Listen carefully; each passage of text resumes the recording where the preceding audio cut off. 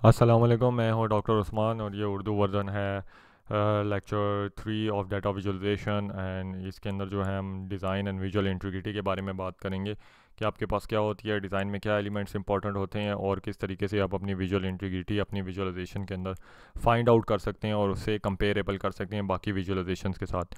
तो पहली बात हम करते हैं नेपोलियन मार्च की तरफ। नेपोलियन मार्च जो हमने पहले पढ़ी थी, तो इसके अंदर अगर आप देखें तो आपके पास एक डाटा अवेलेबल है जिसके अंदर आपके पास थोरो लेबलिंग हुई हुई है और उसके अलावा जो है आपके पास different multiple kinds of data displayable है। टेम्परेचर का भी डाटा है और उसके अलावा जो है एक लेंथ ऑफ भी गिवन है। इससे हमें ये पता चलता है कि नेपोलियन की एक जो है आर्मी मार्च हुई थी 1812 में, जो एक जगह से दूसरी जगह के ऊपर गई थी। तो अगर इसके एलिमेंट्स की बात करें और उसकी विजुअल इंटीग्रिटी की बात करें, तो अगर आपने फाइंड आउट करनी है तो किस तरीके से कर सकते हैं।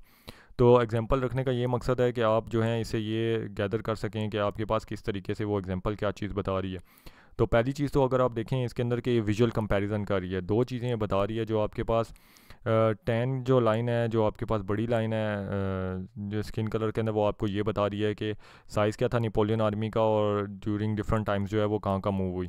और जो ब्लैक लाइन है वो उसका एक मूवीज़ का स्ट्रक्चर बताएगी। इसके अलावा जो है टेम्परेचर रिकॉर्ड जो अभी हमने पीछे पढ़े थे, वो आपको ये बताएगी कि जियोग्राफिक लोकेशंस क्या हैं और वेदर क्या था और टेम्परेचर क्या था और उसके अपोनेंट्स कितने थे और कितने लोग उसकी वजह से ज़िंदा रहे या मर गए। इसके अलावा जो है ये मल्टीवेरिएट डाटा भी आपको बताएगी। ये आपको ये भी बताएगी कि आर्मी का डाटा कहाँ था, साइज़ का डाटा कहाँ, साइज़ क्या था, लोकेशन क्या था, 2 डायमेंशन की लोकेशन बताएगी, डायरेक्शन बताएगी, टाइम होगा, टेम्परेचर होगा। अब देखें कि 6 डायमेंशनल डाटा उसने इजीली एक विजुअलाइजेशन के अंदर डिस्प्लेबल कर दिया। इसके अलावा उसने जो है डायरेक्ट लेबलिंग की हुई है उसके, जिसके अंदर उसने वर्डिंग यूज़ किया है, नंबर्स हैं, इमेजेस हैं। तो उसका विजुअलाइजेशन बनाने का मकसद क्या है कि यूज़र को जो है सीखना ना पड़े कोई भी चीज़, जस्ट उसे ये विजुअलाइजेशन देख के ही समझ आ जाए कि उसके अंदर क्या चीज़ हो रही है। तो आपने यूज़र को जो है अपनी मेथोडोलॉजी के बारे में नहीं सिखाना, बेसिकली विजुअलाइजेशन के बारे में सिखाना है जो उसके सामने डिस्प्लेबल होगी। इसी तरीके से डिज़ाइन को अगर देखें तो वो आपके पास एक कंटेंट रिवर बन जाता है।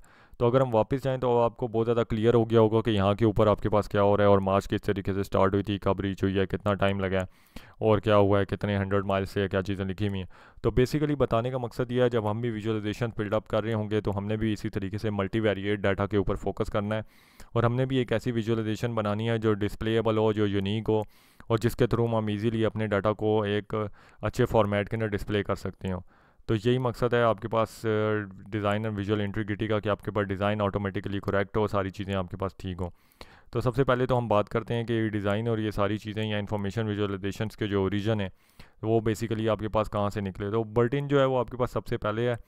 बर्टिन ने सारे के सारे सिंबल्स आपके पास बनाए थे। इसके अलावा टफ्टी को हम शुरू से देख रहे हैं कि टफ्टी ने आपके पास डिफरेंट एलिमेंट्स प्रोवाइड किए हैं, जिसमें इन्फॉर्मेशन भी विजुअलाइजेशन प्रोवाइड किया, डेंसिटी ऑफ दी इन्फॉर्मेशन के बारे में भी प्रोवाइड किया। बिकॉज हमारे पास जब तक इन्फॉर्मेशन नहीं होगी हम कभी भी अपनी विजुअलाइजेशन को बिल्डअप नहीं कर सकेंगे। अब जब विजुअलाइजेशन में इंफॉर्मेशन की बात करते हैं तो इन्फॉर्मेशन स्टैटिस्टिकल फॉर्मेट में भी होती है, साइंटिफिक फॉर्मेट में होती है।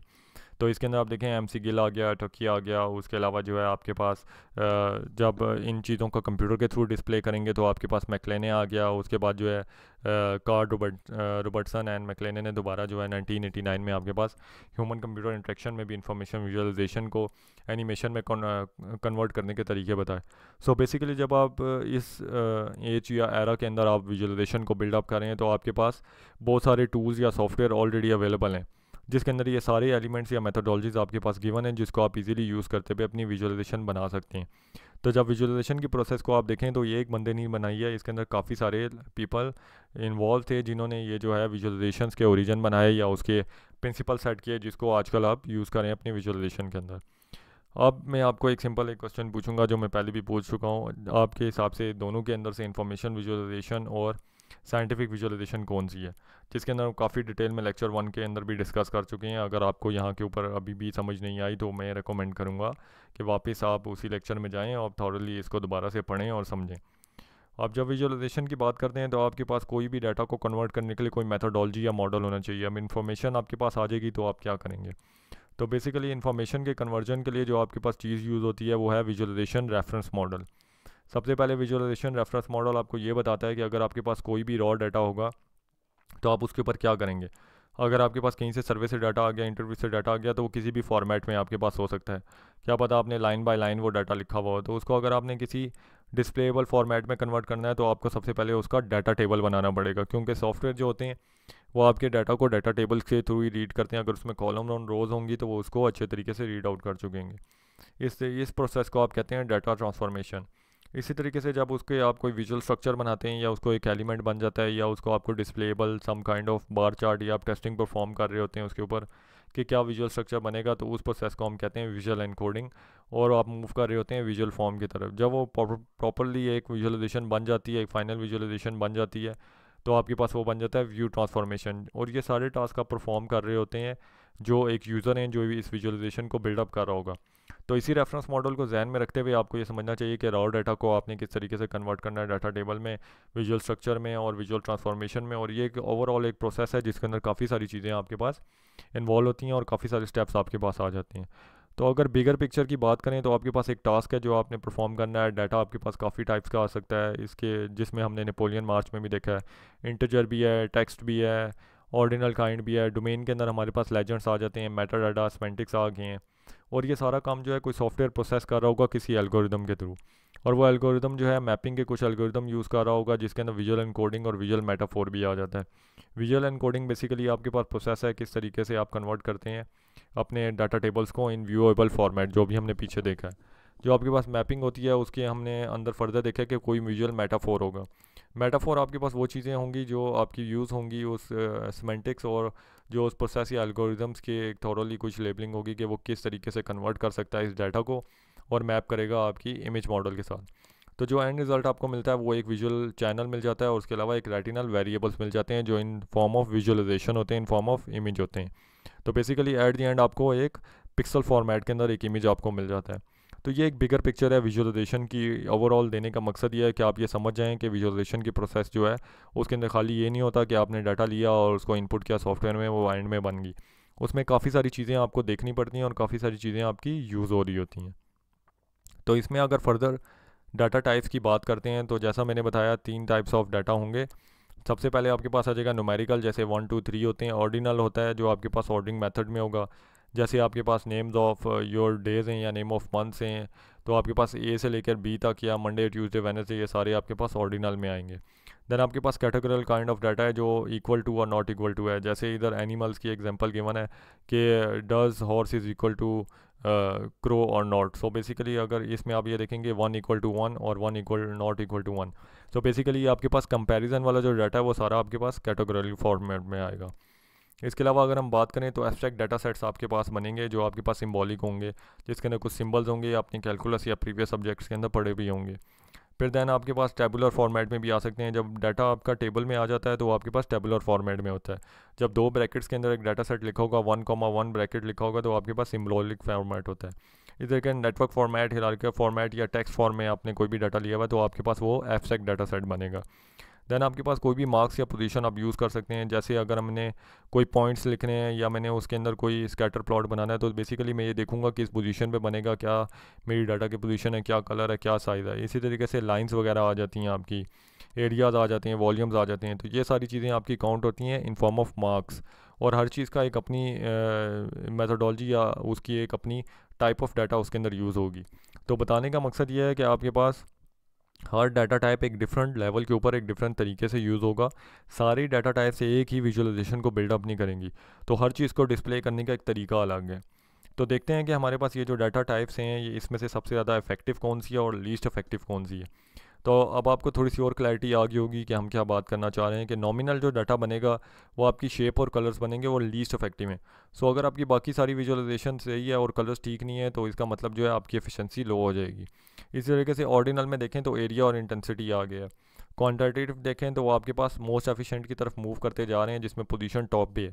तो इससे आपको ये अंदाज़ा हो जाएगा कि पोजीशन जो है वो आपके पास सबसे एक most efficient kind of data है। और पोजीशन का डाटा का मतलब है कि आपके पास न्यूमेरिकल डाटा है, पिन पॉइंट एक्यूरेट डाटा है। लेंथ जो होती है वो कंपेरेबल डाटा में होती है तो वो आपके पास सेकंड टाइप के ऊपर आ रही है। देन स्लोप और एंगल आपके पास थर्ड के ऊपर है। तो क्वांटिटेटिव डाटा जो होता है most efficient kind of data होता है। तो इसका ये मतलब है कि हमेशा हम फोकस करेंगे कि न्यूमेरिकल डाटा को हम कन्वर्जन में लेके आएँ रादर दैन हम ऑर्डिनल और अदर डाटा को। इसी की अगर मैं मोस्ट इफेक्टिव और लीस्ट इफेक्टिव की एग्जांपल दूं तो मेरे पास कुछ एग्जांपल इस वजह से मैंने गिवन दिए हैं ताकि आपको पता चले कौन सा ग्राफ मोस्ट इफेक्टिव होगा। तो स्कैटर प्लॉट या लाइन चार्ट की बात करें तो उसमें पोजीशंस ही यूज़ होती हैं, तो बेसिकली वो आपके पास आएंगी मोस्ट इफेक्टिव में। लेंथ की भी देखें तो वो आपके पास मोस्ट इफेक्टिव में आ रही हैं जो बार चार्ट हैं, horizontal and vertical bar graph. So basically ये बताने का ये मकसद था कि आपके पास मोस्ट इफेक्टिव कौन सी है, लेकिन ज़रूरी नहीं है कि आप ऑल द टाइम सिर्फ बार चार्ट और लाइन चार्ट ही बनाएंगे। आपने ये फाइंड आउट करनी है कि किस तरीके से एम्बेड करके आप इसे मोस्ट इफेक्टिव किसी भी विजुअलाइजेशन को इन एलिमेंट्स को यूज़ करते हुए बना सकते हैं। अब बात करते हैं लीस्ट इफेक्टिव की तरफ। क्योंकि ये स्टार्टिंग है तो मैं आपको चाहूँगा कि आप स्टार्टिंग के अंदर ये समझ लें कि पाई चार्ट जो होते हैं वो आपके लीस्ट इफेक्टिव होते हैं, और आपके पास जो है एरिया चार्ट भी आपके पास लीस्ट इफेक्टिव आएंगे जो आपके पास इस डोनट विजुअल फॉर्मेट के अंदर है। सो बेसिकली ये आपके पास कुछ थोड़े से लेस इफेक्टिव में आते हैं। उसके अलावा जब अगर और ही नीचे की तरफ चले जाए तो आपके पास मैप्स और कलर्स आ गए हैं। देखें सिर्फ मैप्स और कलर को डिस्प्ले करने से आपके पास कोई भी डाटा एक्यूरेटली डिस्प्लेबल नहीं होता, यानी आपके पास वो एक बड़ी विजुअलाइजेशन तो डिस्प्ले हो जाती है लेकिन वो आपको एक्यूरेसी ऑफ डाटा जो है आपकी बहुत ज़्यादा कम होती है। लेकिन ज़रूरी नहीं है कि हर टाइम जो है आपका मैप जो है आप उसे नहीं बना सकते, सम टाइम जो है कुछ डाटा के ऊपर मैप ही बनता है। तो आपने ये देखना है कि आप कौन सा डाटा लें और उस डाटा को आप किस तरीके से यूज़ कर सकें ताकि वो लीस्ट इफेक्टिव से आपकी मोस्ट इफेक्टिव की तरफ जा सके। इसी तरीके से अगर इनकी बात करें तो ये भी आपकी नॉट इफेक्टिव में आएंगी। मैं इसे लीस्ट इफेक्टिव या लेस इफेक्टिव नहीं कहूँगा। नॉट इफेक्टिव का मतलब है कि आपके पास इसमें 3D चार्ट्स भी आ रहे हैं, मल्टीपल कलर्स आ रहे हैं, क्लैरिटी ऑफ डाटा नहीं है और काफ़ी सारी चीज़ें आ गई, और अगर आप देखें तो 3D पाई चार्ट भी आ रहा है। तो जैसा कि हमने पहले भी पढ़ा है कि 3D पाई चार्ट को हम अवॉइड करेंगे और 3D डाटास को अवॉइड करेंगे ताकि हमारे पास जो है एक तो इनकम यूज़ हो और हमारी विजुअलाइजेशन के अंदर कोई भी कन्फ्यूजन ना हो। इसी तरीके से अगर इनकी बात करें तो ये विजुअलाइजेशन इन टर्म्स आपके पास नॉर्मली अच्छी हैं, विजुअल इंटीग्रिटी भी होगी, ग्राफ भी होंगे, लेकिन इफेक्टिव नहीं है। बेसिकली जितना ज़्यादा डाटा होगा उसमें क्लैरिटी कम होगी, उसके अंदर अंडरस्टैंडिंग उतनी कम होगी। माइट भी इसके अंदर लेजेंड्स मिसिंग है, लेकिन most of these are the scientific visualization या इंफॉर्मेशन विजुअलाइजेशन। तो ये अपनी जगह के ऊपर इफेक्टिव हो सकती हैं, but for a normal user understanding these are not effective for that user. So basically ये आपके पास कुछ एग्जांपल थी कि अगर आपके पास किस तरीके से आपके पास कौन सी इफेक्टिव होगी या आपके पास लीस्ट इफेक्टिव होगी। अगर मैं डिज़ाइन और विजुअल इंटीग्रिटी की स्पेसिफिकली बात करूं तो कौन कौन से डिज़ाइन इफेक्टिव होते हैं और कौन से लीस्ट इफेक्टिव होते हैं वो भी आपको पता चल गया होगा। अगर इसी सारे को मैं एक मल्टीपल रैंकिंग डाटा में डिस्प्ले करूं तो मेरे पास न्यूमेरिकल, ऑर्डिनल और कैटेगोरियल टाइप ऑफ डाटा बन जाएगा। तो आपके पास अगर उसमें रैंकिंग कर दूँ तो आप देखें हर किसी के अंदर पोजीशन टॉप में है। लेंथ जो है न्यूमेरिकल में सेकंड नंबर पे है, लेकिन कैटेगोरियल में आपके पास सबसे लास्ट में है। सो बेसिकली अगर आपके पास न्यूमेरिकल डाटा में लेंथ है तो आप उसे सेकंड नंबर पे यूज़ कर सकते हैं, लेकिन अगर वो कैटेगोरियल टाइप ऑफ डाटा के अंदर है तो आपके पास वो सबसे लास्ट में आएगी। न्यूमेरिकल की अगर मैं बात कर रहा हूँ पोजीशन का मतलब है 1 2 3 4 इस तरह की वन हो। ऑर्डिनल का मतलब है कि आपके पास लिखा हो 1 2 3 4 आपके पास जो है इस तरह वर्डिंग के अंदर आ जाए। और कैटेगोरियल की बात के अंदर अगर मैं चला जाऊँ तो उसके अंदर मेरे पास सिर्फ दो ऑप्शन हो पोजीशन की, जैसे 1 और 2, लेकिन फिर भी 1 इज इक्वल टू 2 तो आप नहीं कर सकते, लेकिन फिर भी जो है वो उसके अंदर कैटेगोरियल टाइप ऑफ डाटा के अंदर सबसे टॉप पे आएगा।